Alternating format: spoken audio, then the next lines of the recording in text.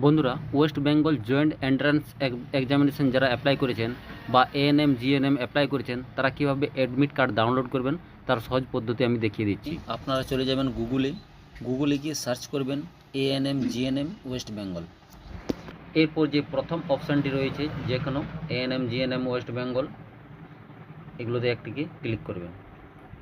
এখানে ক্লিক করার পর এরপর আপনি নিচের দিকে চলে আসবেন, ডাউনলোড অ্যাডমিট কার্ড, তার উপর ক্লিক করবেন। এরপর আপনার সামনে এইরকম একটি অপশান আসবে, যেখানে আপনাকে application number, date of birth এবং ক্যাপচা কোডটি লিখতে হবে। প্রথমে আমি অ্যাপ্লিকেশন নম্বরটা লিখে নিচ্ছি।